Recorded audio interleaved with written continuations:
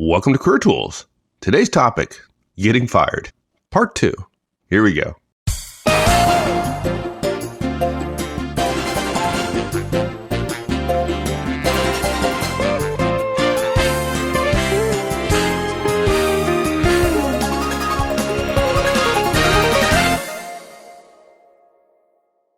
How about your network of friends and associates? Something we ought to be doing there?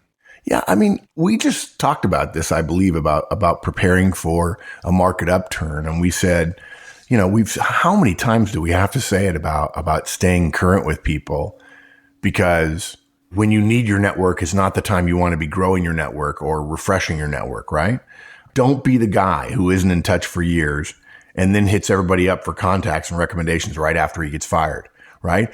There's a difference between rekindling a friendship now and then later asking for a favor, as opposed to rekindling and then immediately asking for a favor. People don't appreciate it. People feel that you're using them, that it's not about the friendship anymore. And if you really were a friend to them and they really did owe you a favor, you would have stayed in touch with them a lot better. You know, we mentioned in one of our very first casts, Mike, about building your network. We said in the cast that the cast was not called networking, because people don't like networking.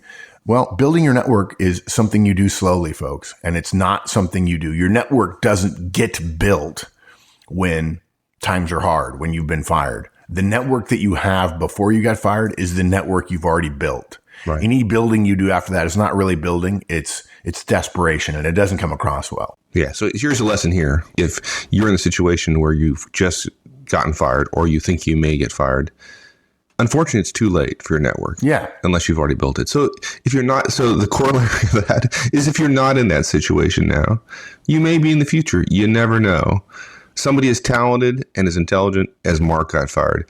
If that's true, you can be fired as well. So start building your network now. I mean, that's okay. Yeah. In fact, don't even be shy about it. Admit it. I'm doing this because I might. Start building your network today, folks. Send an email to somebody you haven't talked to in a while. In fact, I just did this the other day. One of Mike and I's favorite people, who's been to a conference, a couple of 3 or 4 years ago, I can't remember, Alberto Magana, who was in Spain, with Warner Brothers, was just a delightful person to have at a conference, just a wonderful guy. And I think at our last London conference, actually, a couple more folks from Warner Brothers in Spain came to the conference. And, you know, I realized I want to know Alberto 10 years from now, regardless of what happens with Manager Tools or what happens to him. And I realized I've thought that 3 times in the last 5 months, and I haven't sent him a note. So I sent him a note. Now, you could say, gee, Mark, I can't believe you're thinking about getting fired. But you don't actually have to think about getting fired to prepare for getting fired. You can prepare for getting fired by preparing your network and making sure you're in contact with people when you might need a favor. For all I know, it's not preparation for getting fired. Maybe I'm going to be in Spain and I want to have dinner with Alberto. And if I call him the week before I'm coming to Spain, it may be hard. Or he may be, wow, it's been a while since I talked to Mark. So do it now. That said, if you do know you're getting a fire, what do you do? And the answer is double the rate at which you get in contact with your network. Just double. And that's not that much, frankly, because most of you are contacting 1 or 2 people a week. So we're saying go to 2 to 4. Big deal, right? If you currently send 3 emails a week to keep in touch, make it 6. If you currently have 1 lunch a week, make it 2. You need to make sure your network is fresh in order for it to work for you once you're fired. If you've got a month before you're going to get fired, and people do get that much notice, you can do stuff with that. You can actually talk about that, or you can use that to your advantage by starting to build, even though you're at the last moments of building. You don't need to say you're at the risk of being fired or that you're afraid of it. You know, remember our rules of networking: give, give, give. Find something to give, which allows you to be in touch, be upbeat, be positive. Mention you may be looking for something new soon. And if somebody probes and says, geez, I thought you'd had a tough year, says, yeah, well, I'm not sure if I'll be there in 6 months. And so I'm staying in touch with everybody because who knows where the opportunity will come from. Gosh, folks, if you read the stuff in the news, every single time someone is asked about what's the way to get hired, you know, how do people find jobs? Networking is always number one, a friend, a family member, something like that. And the job boards, Monster and so on, are becoming less of an issue. They were popular, you know, after the internet boom. But they're starting to become less valuable to hiring companies and to individuals as well. Like I said, mention you may be looking for something and that you'd love to hear from them if there's anything there. As we've said before, in many ways, being fired can be an opportunity. As people have asked me, how'd you start your consulting business? Oh, I got fired. Happens all the time. So that could happen to you. If there's something you've always wanted to do, if you've wanted to change careers or move, this might be the break you're looking for. And you may want to put together a move and a change at the same time and start over. I'll tell you something. I got an email recently from a student at Northwestern University where I gave a talk indirectly, and thanks to the dean there, the dean of the School of Engineering, and Bill White, Mike and I's friend, who's a professor there and on the board. And this student wanted to know, why I told him not to negotiate. And, I talked about how I don't think young college students should negotiate their offers. And then I went on to say, it's surprising because they have so much experience negotiating. Yeah, they've got so much. Yeah, they can actually negotiate. They can offer more work for a higher pay. It's a joke. And I read my own note a couple of times, and I was pretty direct with this kid because I felt like his question was a good one. And yet it seems to be common that, well, we should just negotiate because we can get more money, as if money's important. I said, look, if you can live on 75, you can live on 70K. If you can live on 35K, you can live on 30. And it occurred to me, you know what? If I got fired, if suddenly I couldn't do this job anymore, if things got really bad for some reason and I had to start over from square one, what would happen? Well, I'd sell my house. I might take a loss on it. I suppose that'd be expensive. I'd probably sell our cars and get a cheap one. And, I might ride a bike to work if I worked here in Fredericksburg. You know what? You suddenly realize all that stuff you got is just stuff. 3 or 4 years ago, 6 years ago, I was living in a 1,000 square foot house with my office in the house, and my office was 500 of the square feet. So look, folks, you can start over. It's not hard, and preparing your network makes it easier for you to do that if, in fact, they have an opportunity that will allow you to do what you've been thinking about doing maybe in the back of your head all your life. I think we need to separate ourselves from our careers. Our careers are important, but they're not us. And if you give yourself a little bit of leeway, a little bit of credit, if you're not worried what other people will think of you, oh my gosh, look, he had to sell his house and sell his cars. Oh, gee. If you get over that for a minute and realize what other people think about you is based on their own biases, you give yourself a lot more room for options. Yeah. Let's talk about the work for a second here, right? You remember our How to Resign cast, and folks, if you haven't listened to that, it'd be a good one if you're thinking about resigning. And we talked about a transition file, right? Beginning with a key project report or view of your team activities, status, and so on. If you're a manager, right, you need to prepare performance files on your team before you resign. Right. And interim reviews. Didn't we say interim reviews as well? We did, right? Yeah. Okay. So whether you resign or you get fired, all that guidance is equally appropriate here. If you think you're going to get fired, you need to go to that cast and do the same things that we talked about in How to Resign. Yeah. There's something else you didn't mention, which is in those casts that I want to share because someone wrote us a note about it recently. And that is, even though it got a lot of sort of negative press from some of our listeners and we were called Luddites, folks, you got to print out your contact list. Okay. You got to have a printed version of your contact list.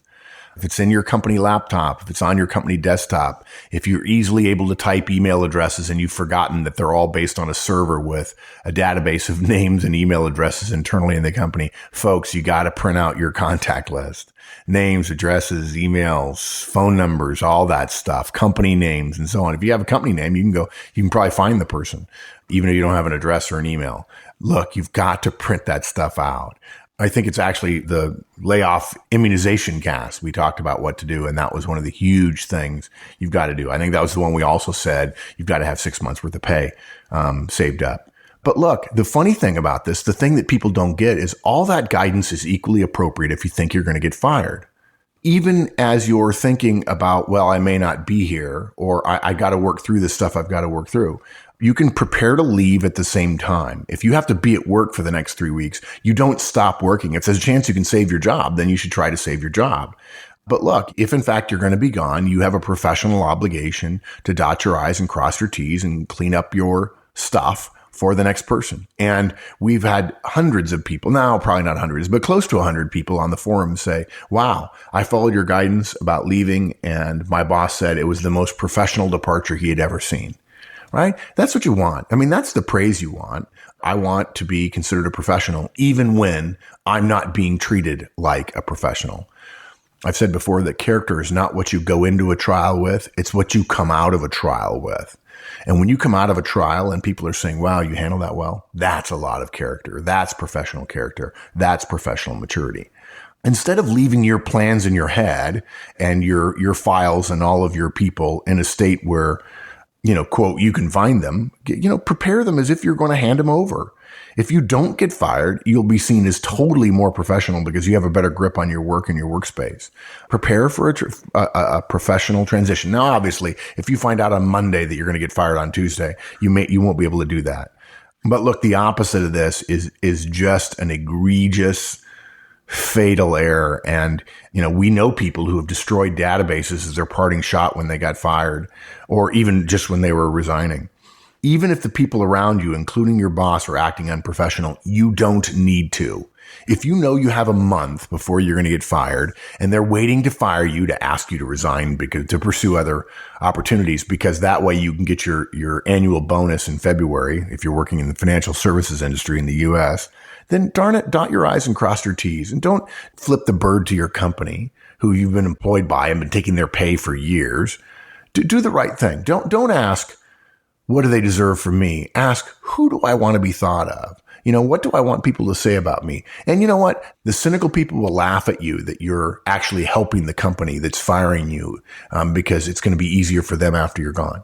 But you'll learn something very powerful about not playing down to the level of the opponent you have, but rather stepping up and saying, who do I want to be, as opposed to what could I get away with? The whole idea of what could I get away with is not a professional way to go through life. Look, don't forget, if you're not getting along with your boss and your boss is a jerk and you're getting fired because of your boss, okay, well, let that go, because guess what? Your boss is not the only manager or person in the company. There are others around you who have nothing to do with you getting fired, and they're still evaluating you. And look, you're going to have a long, prosperous career, I'm sure, and you're going to run into those people again. So even when you get fired, there's an opportunity to impress others, and you never know how those people might be able to help you in the future. Yep, exactly, right. Everybody's watching. And look, folks, if you're afraid your self-esteem is going to be battered by being fired, leaving professionally and doing what you believe is the right thing to do will make you feel better about it, will bolster you, will make you feel stronger, and will set a standard for how you're going to handle your career search rather than wallowing in your concern for yourself. Yeah, and going to the next step in terms of finding a new job and having a better self-esteem is not a bad thing. So we've talked about a lot so far, but let's talk about the hardest part of being fired. And that is, at some point, it's likely that you're going to have to explain what happened in an interview. And that can be hard if you've never done that before. Do you have any advice for that? Let's take it in two parts first. I'll tell you how you handle the interviewing thing. It's really not terribly hard. You say, hey, the company and I agreed my performance wasn't up to standard. I've learned a lot. I'm looking forward to applying my strengths to new projects where I know I can succeed. Boom, there you're done. But I want to suggest something before that. In order to deliver that in a relaxed way, and in fact, it wouldn't be against a protocol to say, actually, I got fired. I was terminated. There's a minus, but there's not as big a minus there as there is with somebody who tortures the language in order to say something that really isn't true but isn't false as well.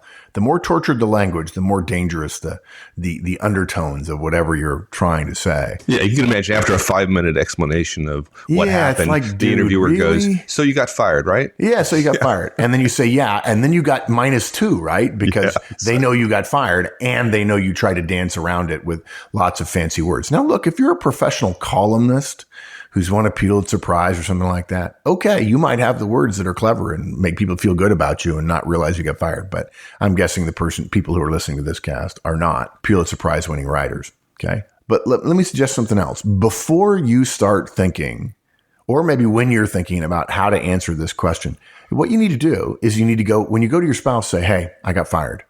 When you talk to your kids, say, hey, kids, we have something to tell you. I got fired. 3 words, I got fired. That's what you say, or I got terminated. Don't say the company did. Tell your friends, hey, I got fired. In fact, if you send an email, I was just exchanging emails with my good friend David Hoyt the other day, and he got to play Augusta, and so I was jealous. and I was giving him a hard time about it. And, if I were going to send a note to David, I would say, David, hey man, bad news. I got fired. Now, some of you are thinking, oh, Mark's a high D, and so that's easy for him to do. But look, it strips away all of the vagueness, all the uncertainty, and you get credit immediately for being candid, for being direct, for not trying to blame somebody else. It shows that you are really professionally mature. And when a person starts hearing, when one of your friends starts hearing one of your tortured answers, you start giving an interviewing answer to a friend, they know something's up. So let's prepare for the interview answer by saying I got fired to friends and family, parents, spouses, kids, neighbors, people at the gym. What are you doing here at the gym at 10 o'clock in the morning? I got fired. I'm starting looking for a new job. People will be like, I promise you, I did it. And people are like, wow, unbelievable. And if you do this, it's way easier to feel good about your answer in an interview. It'll be a lot less tortured. You'll discover that, as Indiana Jones did, that even though the gun goes off, it doesn't hit you and you're not dead and you're going to be okay. It's amazing. I promise you, let those of us who have gone before you reassure you, the reaction you're expecting almost never happens, not only from your friends, but also in interviews as well. I think the key, Mike, going forward, the key for people working on career tools would be having gotten fired, because both Wendy and I have gotten fired. When she was fired, she was surprised how dismissive potential new employers were of the fact that she'd been fired. She thought it would be a huge deal, and it just rarely was. Now, look, sometimes it will be, but okay, there's nothing you can do about it because you didn't choose to get fired, but you did get fired. She wasn't even asked why. She left her ex-employer, and so it never came up. Okay, now don't go through your life in your transition period thinking, oh gosh, it's not going to come up. I don't have to worry about it. But looking back on it, Wendy says the hiring managers are already decided she was a good candidate. They were looking for evidence to validate their good sense, which is not great interviewing technique, but that's a whole different thing. The fact that she had been fired didn't fit into their paradigm, and so they dismissed it. It wasn't relevant to them. And that's true of a lot of managers. But, okay, if you've gotten that in your head and you've been telling people, hey, I got fired, it sucks, but that's where it is. I got fired. And now, by the way, you've gotten -1 career-wise. You've gotten +1 personally from people for being so candid with them, because they've heard other people try to explain it, and it's just weird when people torture the language. But you do need to prepare an answer to the question, why are you leaving? And you need to be practicing it so you can deliver it with poise, with equanimity, right? Straightforward, confident answer. If you do that, if you have a straightforward, confident answer, you're not going to provoke further questions. In the same way that if you mumble an answer, or if you're vague, if you torture the language, it'll come across. So what I said before was, the company and I agreed my performance on my last project was not up to standard. I've learned a lot. I'm looking forward to applying my strengths to new projects where I know I can succeed. For those of you who are high Ds who feel like there's a lot of words, you can say, well, I was terminated. It was a difficult situation. The company and I agreed I hadn't done as well as they'd wanted me to, and now I'm looking for a new opportunity. I'm excited about it. Or my big project didn't turn out as well as I thought, and I got fired. And now I'm looking for new opportunities, and I learned something valuable, which is I am not my job. And it's simple. The first sentence describes the circumstances, and the second sentence looks to the future. That's important, though, that look to the future. I mean, you want the person that you're talking to be talking about and thinking about the future, not the past, right? Right. Now, you'll notice, though, that's only 2 sentences. And Mike points out that you've got to get that second sentence in there. But we don't want 11 sentences, the first of which is soft and the next 10 of which are about the future. Because now they think you're trying to bury that first sentence. 2 sentences, one about the past, what happened. I got fired. I got terminated. The company and I agreed my performance wasn't up to snuff on a particular project. And so now I'm looking at new opportunities, and I'm excited about it. I mean, you want a rough balance so that they feel like you're not dodging it. And if they ask, hey, what happened on the project? Say, here's what happened. And then be ready to answer that about how you failed. And look, if you keep it short, 2 sentences, and deliver with confidence, you're going to be surprised at the reaction. And look, folks, if in fact you're interviewing because you got fired, you did get fired. And if somebody decides they're not going to hire you because you got fired, you hiding that fact only increases the chances that later somebody will find out that you did. Your references will get checked, for instance, or God forbid you go to work there for a month and then they discover that you misled them. And then they say, well, you're not an ethical person. There are going to be some people who don't like you, who don't want to hire you because you were fired. Folks, there'll be some people who don't like you because of the way you dress, because they think that you're answering interviewing questions too directly, that you're too polite, that you don't have exactly this one particular skill that, frankly, they don't realize isn't all that important in the job they're hiring for, because they just want to get a warm body in there. It's easy to blame people for not wanting to hire good people who've gotten terminated. But if we blamed people for all the stupid reasons they interviewed poorly, we'd spend all our time doing nothing but blaming people. So the fact is, this is another thing that can be used against you. But there are so many things that can be used against you in an interview. This is just one of hundreds. And that's just the nature of interviewing. Let it go. And that's it. Don't fret. Don't assume the worst. It's not going to do you any good. There's all kinds of good things that will come out of it, as those of us who have been fired can tell you. You've got to talk to your family. You've got to tell your spouse. My recommendation is say, hey, I got fired. And as I've said before, right, if your spouse says, oh my gosh, what are we going to do? He or she is not talking about the next 5 minutes. They're talking about the next 6 months. And so when you answer, as I did, well, I don't know about you, but I'm going to get a cup of coffee. They don't like that very much. That is not a good answer to have. Although at that point, within 5 minutes of my being fired, I was over it and realized that this is not that big a deal and I'll be okay. And that was what I was trying to communicate, but it didn't really come across that way.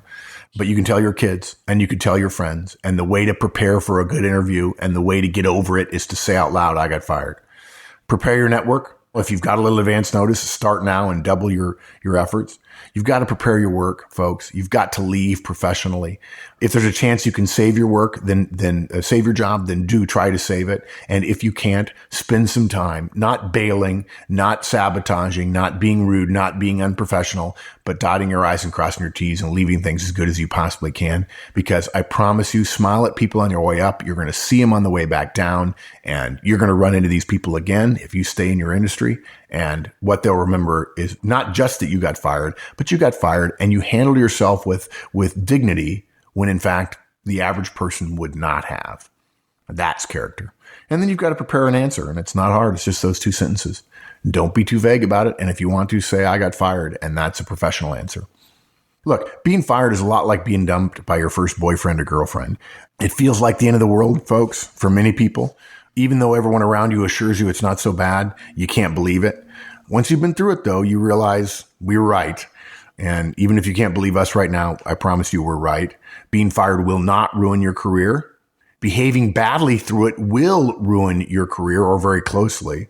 And even if it doesn't quite ruin your career, it won't make the situation any better. Behave well, behave professionally, behave with professional maturity. You'll get through it much more easily than you thought you might, and you'll learn something of inestimable value, which is you are not your job.